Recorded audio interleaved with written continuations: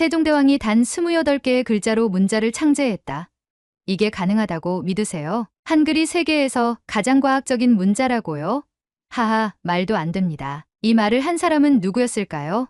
놀랍게도 세계적인 언어학자로 이름을 날리던 중국의 저명한 교수였습니다. 그는 서구 중심의 언어 연구를 하며 중국어의 우수성을 확신하고 있었죠. 한글은 그에게 그저 한낱 추접한 문자에 불과했습니다. 그러나 그는 한국에서 열린 국제학술대회에서 한글의 진실과 마주하게 됩니다. 그리고 자신의 믿음이 완전히 산산조각 나는 순간을 맞이하게 되죠. 그 순간 그는 무릎을 꿇고 세종대왕의 위대함 앞에서 부끄러움을 감출 수 없었습니다. 과연 그를 이렇게까지 변화하게 만든 한글의 비밀은 무엇이었을까요? 오늘 그 통쾌하고 기가 막힌 이야기를 시작합니다. 안녕하세요. 저는 중국에서 언어학을 연구하는 리우 웨이 교수입니다. 저는 어려서부터 언어에 관심이 많았고 특히 중국어의 복잡한 구조와 방대한 한자, 체계를 연구하는 것이 제 삶의 목표였습니다. 언어학자로서 여러 나라의 문자 체계를 분석했지만 한글만큼은 깊이 연구한 적이 없었습니다. 솔직히 말하면 연구할 필요도 없다고 생각했죠. 한글은 한자의 영향을 받아 만들어진 단순한 문자일 뿐이며 한자의 정교함과 역사적 깊이에는 비교할 수 없다고 여겼기 때문입니다. 이런 생각을 가질 수 있었던 건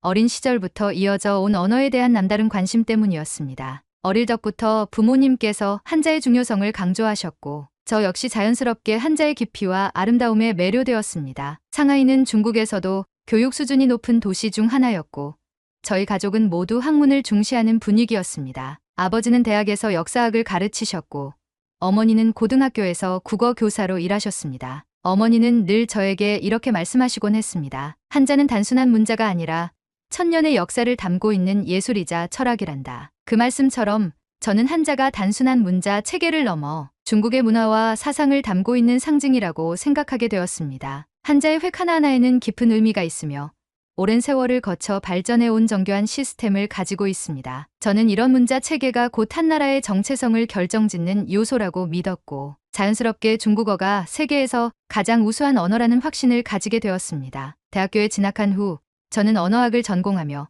중국어의 구조적 우수성을 연구하기 시작했습니다. 대학 시절 저는 한자의 역사와 언어적 특성을 연구하며 중국어가 얼마나 체계적인 언어인지 더욱 깊이 깨닫게 되었습니다. 특히 중국어의 성조 체계와 한자의 의미적 조합 방식은 제가 연구하는 가장 흥미로운 주제였습니다. 교수님들도 항상 중국어의 독창성과 우수성을 강조하셨고 저는 자연스럽게 중국어는 동아시아에서 가장 발전된 언어이며 다른 언어들은 이를 모방하거나 변형한 형태일 것이다 라는 생각을 굳히게 되었습니다. 그러던 중 한국에서 열린 아시아 문자 체계와 언어학적 발전 학술대회에 초청을 받게 되었습니다. 저는 한국에서 열리는 학술대회이니만큼 한글에 대한 연구 발표가 많을 것이라 예상했고 그것이 오히려 중국어의 우수성을 강조할 기회가 될 수도 있다고 생각했습니다. 그렇게 저는 한글에 대해 별다른 기대 없이 한국으로 향했습니다. 한글은 단순한 표음 문자일 뿐이고 동아시아의 문자 체계는 결국 한자를 중심으로 발전해 왔으며 한글도 한자에 변형된 형태일 것이라는 믿음을 가진 채로 말입니다. 그러나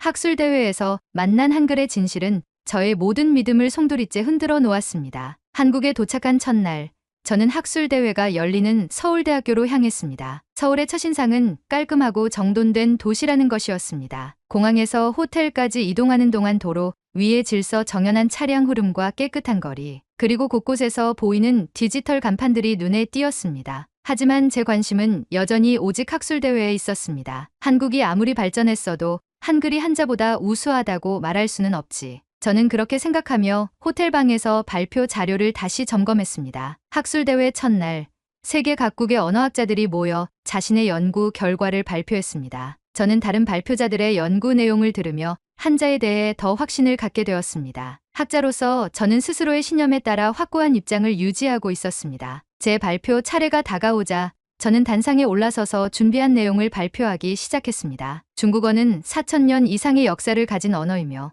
한자는 단순한 기호가 아닌 철학과 문화, 역사적 의미를 담고 있는 문자입니다. 한자의 구조는 단순한 표음 문자가 아닌 뜻과 소리를 함께 표현할 수 있는 독창적인 체계입니다. 동아시아의 문자 체계를 논할 때 한자의 역할을 배제할 수 없습니다. 저는 한자의 역사성과 복잡성을 강조하며 한글과 비교했을 때 한자가 훨씬 정교한 문자 체계라고 주장했습니다. 발표가 끝난 후 일부 학자들은 고개를 끄덕이며 공감하는 듯 했지만 한국인 학자들의 반응은 조금 달랐습니다. 그들은 조용히 듣고 있다가 다음 발표자가 단상에 올라오자 다시 집중하는 모습이었습니다. 그리고 바로 그 순간 청천벽력 같은 발표가 시작되었습니다. 한 한국인 교수가 한글의 창제 원리에 대해 한글은 단순한 표음 문자가 아니라 발음기관을 반영한 과학적인 문자라고 강조했습니다. 그리고 칠판에 한글의 자음을 적으며 설명하기 시작했습니다. 기역은 혀뿌리가 목구멍을 막을 때의 모양에서 유래했습니다. 니은은 혀끝이 위시몸에 닿을 때의 모습을 본뜬 것이고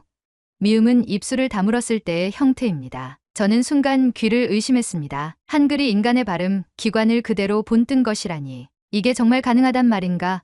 저는 자세히 설명을 듣기 위해 앞으로 몸을 기울였습니다. 또한 모음은 천, 지, 인의 원리를 바탕으로 만들어졌습니다. 하늘을 상징하는 것과 땅을 상징하는 것, 사람을 상징하는 것이 결합하여 모든 모음이 형성됩니다. 저는 이 말을 듣고 머릿속이 하얘졌습니다. 지금까지 저는 문자가 자연적으로 발전한 결과물이라고만 생각했습니다. 하지만 한글은 인위적으로 창조된 문자였고 그것도 철저한 철학과 과학적 원리에 따라 만들어진 것이었습니다. 이게 정말 사실이라면 지금까지 내가 알고 있던 모든 것이 틀린 게 아닐까? 저는 순간적으로 반박하고 싶었지만 발표를 들을수록 반박할 여지가 없다는 것을 깨닫게 되었습니다. 발표가 끝나고 질의응답 시간이 되었을 때 저는 손을 들고 질문했습니다. 한글이 과학적인 문자라고 하셨는데 그렇다면 왜 동아시아에서 널리 퍼지지 않았습니까? 한자는 수천 년 동안 사용되며 여러 나라에서 채택되었지만 한글은 한국에서만 사용되고 있습니다. 만약 그렇게 우수한 문자라면 왜 국제적으로 인정받지 못한 것입니까? 그러자 그 한국인 교수는 미소를 지으며 대답했습니다. 좋은 질문입니다. 한글이 창제된 이후에도 조선 왕조는 오랫동안 한자를 공식 문자로 사용했습니다. 한글은 백성을 위한 문자였지만 지배층은 여전히 한자를 선호했죠. 그리고 한글이 본격적으로 쓰이기 시작한 것은 20세기 이후입니다. 즉, 한글은 한자의 긴 역사에 비해 상대적으로 최근에 본격적으로 사용되기 시작한 문자입니다. 하지만 현재 한글은 세계에서 가장 독창적인 문자 체계로 인정받고 있으며 세계의 여러 언어학자들이 그 가치를 연구하고 있습니다. 저는 그 말을 듣고 더 이상 반박할 말을 찾을 수 없었습니다. 학자로서 저는 객관적인 사실을 직시해야 했습니다. 하지만 한글이 정말 그렇게 우수한 문자라면 저는 직접 경험해봐야겠다는 생각이 들었습니다. 언어학자로서 새로운 언어를 배우는 것은 자연스러운 일이었고 학문적 호기심도 강하게 자극되었습니다. 한국인 교수들에게 한글을 배우고 싶다고 하자 그들은 흔쾌히 도와주겠다고 했습니다. 한 교수님이 웃으며 말했습니다. 교수님, 한글은 세종대왕께서 백성을 위해 창제하신 문자입니다. 쉽게 배우실 수 있을 겁니다. 하루만 배우시면 웬만한 글자는 다 읽을 수 있을 거예요. 저는 그 말을 듣고 피식 웃었습니다. 하루 만에? 설마 문자를 익히는 데는 최소 몇 주는 걸릴 텐데. 하지만 그날 저녁 저는 정말 하루 만에 한글을 읽을 수 있게 되었습니다. 한글의 구조는 놀라울 정도로 단순하고 직관적이었습니다. 자음과 모음을 조합하면 바로 하나의 글자가 형성되었고 규칙이 너무나도 명확해서 외울 필요도 없이 원리를 이해하는 것만으로도 쉽게 익힐 수 있었습니다. 이건 마치 문자라기보다는 일종의 알고리즘처럼 느껴지는데 저는 한자를 배울 때 느꼈던 부담감이 전혀 들지 않았습니다. 한자는 수많은 글자를 개별적으로 외워야 했지만 한글은 몇 가지 원리만 이해하면 모든 글자를 읽고 쓸 수 있었습니다. 무엇보다도 한글은 놀랍도록 체계적이었습니다. 발음 기관을 본뜬 자음, 철학적인 원리가 반영된 모음, 그리고 조합만으로 수많은 소리를 표현할 수 있는 효율적인 구조까지. 한글은 제가 알고 있던 어떤 문자보다도 과학적이고 체계적이었습니다. 저는 순간 제가 그동안 한글을 무시해왔다는 사실이 부끄러워졌습니다. 그때 한 한국인 교수님이 제게 물었습니다. 교수님, 직접 한글을 배워보시니까 어떠세요? 저는 잠시 고민하다가 솔직하게 대답했습니다. 솔직히 말하면 한글이 이렇게 체계적인 문자일 줄은 몰랐습니다. 한자를 연구해온 학자로서 한자가 가진 역사적 깊이와 복잡성을 존경합니다. 하지만 한글은 단순하면서도 가장 효율적인 문자 체계라는 점에서 놀라움을 금할 수 없습니다. 교수님들은 미소를 지으며 고개를 끄덕였습니다. 그리고 한 분이 조용히 말했습니다. 세종대왕께서 한글을 창제하셨을 때 어리석은 백성들도 쉽게 익혀서 쓸 수 있도록 만들었다고 하셨습니다. 한자는 지식인들만 익힐 수 있었지만 한글은 누구나 배울 수 있도록 만들어진 문자입니다. 저는 그 말을 듣고 깊은 감명을 받았습니다. 문자의 가치는 단순히 복잡성이나 역사적 깊이에 있는 것이 아니라 얼마나 많은 사람들이 쉽게 배우고 활용할 수 있는가에 있다는 사실을 깨닫게 되었습니다. 한글을 배우고 나니 저는 이 문자가 단순히 글을 적는 도구가 아니라는 사실을 실감하게 되었습니다. 비록 한국어를 유창하게 구사할 수 없었지만 한글 덕분에 간판이나 메뉴판을 읽고 간단한 문장을 이해할 수 있게 되었습니다. 그제야 저는 한글이 백성을 위해 창제되었다는 말의 진정한 의미를 깨닫게 되었습니다. 그렇게 처음으로 방문한 곳은 대형 서점이었습니다. 한국의 서점에는 수많은 책들이 한글로 적혀 있었고 문맹률이 세계에서 가장 낮은 수준이라는 사실이 문득 떠올랐습니다. 저는 중국에서도 수많은 책을 접했지만 한자의 특성상 글을 익히는데 상당한 시간이 걸립니다. 하지만 한국에서는 아이들이 매우 어린 나이부터 책을 쉽게 읽을 수 있었습니다. 이런 점에서 본다면 한글은 단순한 문자가 아니라 사회 발전을 촉진하는 중요한 요소일지도 모르겠군. 저는 책을 한 권 집어들어 한 글자씩 소리내어 읽어보았습니다. 조금 서툴렀지만 불과 며칠 전까지는 전혀 읽을 수 없었던 문자를 이렇게 읽고 있다는 사실이 신기하기만 했습니다. 그 다음으로 저는 지하철을 타고 서울 곳곳을 둘러보기로 했습니다. 한국의 대중교통 시스템은 매우 효율적이었고 모든 안내판이 한글로 표기되어 있었습니다. 그런데 특이한 점이 있었습니다. 많은 안내문이 한글과 함께 영어, 중국어, 일본어로도 제공되고 있었습니다. 한글은 한국에서만 사용되지만 이렇게 체계적인 문자라면 국제적으로도 활용될 가능성이 있지 않을까?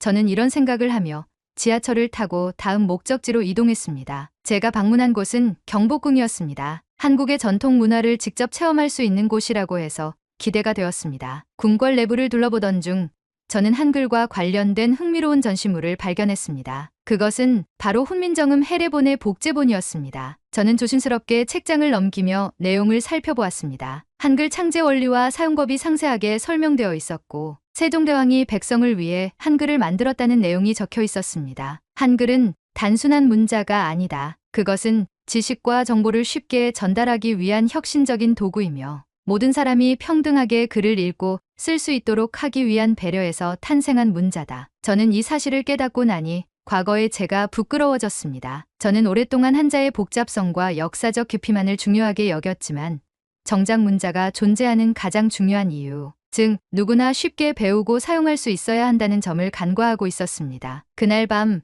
저는 호텔방에서 조용히 앉아 한글로 제 이름을 적어보았습니다. 리우 웨이라는 이름을 한자로 쓰는 것은 익숙했지만 한글로 적어보니 색다른 감정이 들었습니다. 저는 학자로서 한글을 연구 대상으로만 여겼지만 이제는 이 문자가 가진 철학과 가치를 직접 경험하고 있었습니다. 그렇게 저는 한글 연구를 본격적으로 시작하기로 마음먹었습니다. 하지만 이 과정에서 저는 중국 내에서 예상치 못한 반발과 논란을 마주하게 됩니다. 한국에서 한글의 가치를 직접 체험한 후 저는 한글이 단순한 문자가 아니라는 사실을 확신하게 되었습니다. 학자로서 저는 이 경험을 단순한 개인적인 깨달음으로 끝낼 수 없었습니다. 이렇게 우수한 문자라면 더 많은 사람들이 알 수 있도록 연구해야 하지 않을까? 저는 한글에 대한 연구를 본격적으로 시작하기로 결심했습니다. 한국을 떠난 후 저는 중국으로 돌아가 대학에서 한글에 대한 연구를 진행하기 시작했습니다. 처음에는 기존의 동아시아 문자 체계를 비교하는 논문을 작성하는 것이 목표였습니다. 그러나 연구를 하면 할수록 저는 한글의 독창성과 과학적 원리에 더욱 매료되었습니다. 한글이 한자와는 완전히 다른 원리로 만들어졌으며 문자 발달의 역사에서 매우 독특한 위치를 차지하고 있다는 점이 분명해졌습니다. 저는 한글이 단순한 표음 문자가 아니라 음성학적으로 체계적인 문자이며 누구나 쉽게 배울 수 있도록 설계된 문자라는 점을 강조하는 논문을 발표하고 싶었습니다. 그러나 이 연구를 진행하면서 저는 예상하지 못한 난관에 부딪히게 되었습니다. 제 논문 초안을 읽어본 동료 교수들은 대부분 회의적인 반응을 보였습니다. 한글이 체계적인 문자인 것은 인정하지만 그것이 한자보다 우수하다는 주장은 너무 나간 것 아닌가요? 한글이 아무리 과학적이라 해도 한자가 가진 역사적 깊이와 철학적 가치를 대체할 수는 없습니다. 일부 교수들도 노골적으로 불쾌한 기색을 보이기도 했습니다. 리우 교수, 당신은 중국인 아닙니까? 그런데 왜 굳이 한글을 연구하는 겁니까? 한자는 중국 문화의 핵심입니다. 우리가 한자를 연구해야지. 왜 굳이 한국 문자를 연구하려는 겁니까? 저는 순간 당황스러웠습니다. 학자로서 저는 객관적인 연구를 하고 있을 뿐인데 사람들은 제 연구를 개인적인 정체성과 연관 지으려 했습니다. 왜 한글을 연구한다고 해서 내 정체성이 의심받아야 하는 거지? 저는 그들의 반응을 이해할 수 없었습니다. 하지만 문제는 여기서 끝나지 않았습니다. 연구 논문을 학술지에 제출하려 하자 일부 편집위원들은 논문 주제 자체가 민감할 수 있다고 우려를 표했습니다. 한글이 과학적인 문자라는 점은 인정하지만 이 논문이 중국 내에서 논란이 될 수도 있습니다. 논문의 초점을 한글의 독창성이 아니라 한글과 한자의 상호 보완적 관계로 맞추는 것이 어떻겠습니까? 저는 그들의 제안을 듣고 고민에 빠졌습니다. 분명 학문적으로 중요한 연구임에도 불구하고 정치적이거나 문화적인 문제로 인해 연구가 받아들여지기 어려운 분위기였습니다. 저는 스스로에게 물었습니다. 내가 이 연구를 계속 진행하는 것이 옳은 일일까?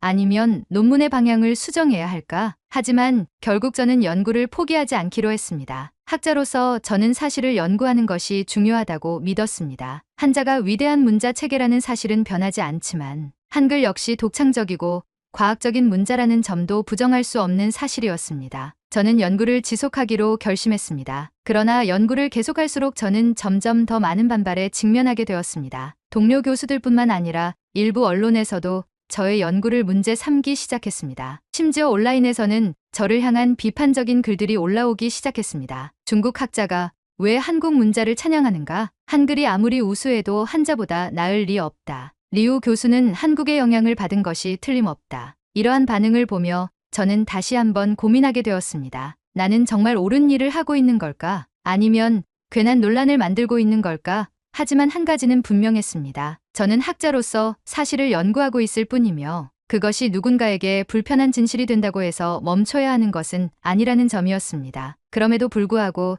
저는 주변의 반응 때문에 점점 위축되는 제 자신을 느끼기 시작했습니다. 그러던 중 저는 한 통의 이메일을 받게 되었습니다. 그것은 한국에서 만난 한 교수님이 보낸 메시지였습니다. 리우 교수님, 연구가 쉽지 않으시죠?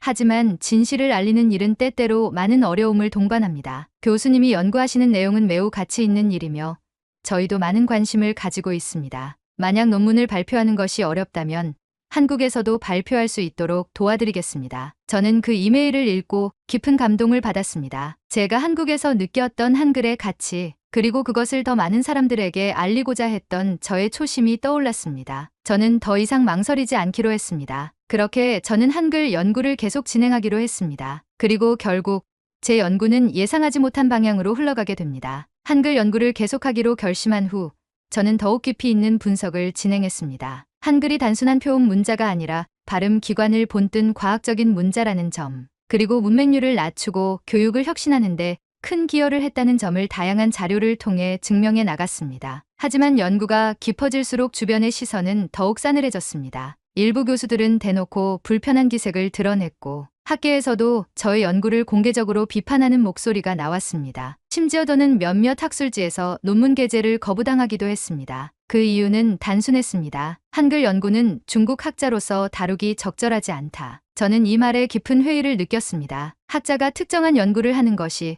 국적과 관련이 있어야 한다는 말인가?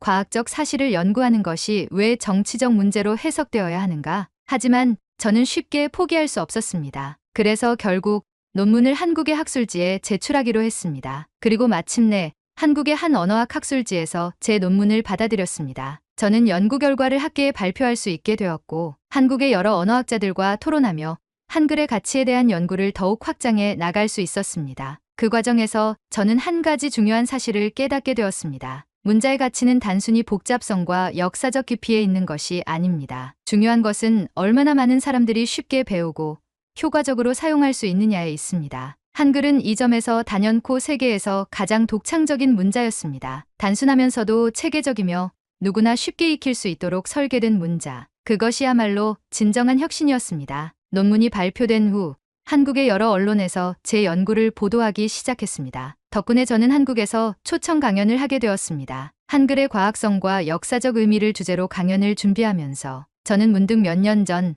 학술대회에서 처음으로 한글을 접했을 때의 제 모습을 떠올렸습니다. 그때 저는 한글을 단순한 문자로만 여겼고 한자의 위대함만을 강조하려 했습니다. 하지만 이제 저는 학자로서 더 넓은 시야를 가지게 되었습니다. 그리고 무엇보다도 한글의 가치를 인정할 수밖에 없었습니다. 강연 당일 저는 수많은 한국인 학생들과 학자들 앞에서 한글이 얼마나 혁신적인 문자인지 설명했습니다. 그리고 마지막으로 이렇게 말했습니다. 저는 오랫동안 중국어와 한자의 우수성을 연구해 왔습니다. 하지만 한국에서 한글을 배우고 연구하면서 저는 문자의 진정한 가치를 다시 생각하게 되었습니다. 문자는 단순한 기호가 아니라 사람들의 삶을 바꾸는 도구입니다. 그리고 한글은 그 점에서 매우 특별한 문자입니다. 저는 앞으로도 한글을 연구하고 그 가치를 더 많은 사람들에게 알리는 일을 계속할 것입니다. 그렇게 저는 한글을 단순한 연구 대상이 아니라 인류가 만든 가장 위대한 문자 중 하나로 받아들이게 되었습니다. 그리고 이제는 저 스스로 한글의 가치를 전 세계에 알리는 사람이 되기로 결심했습니다.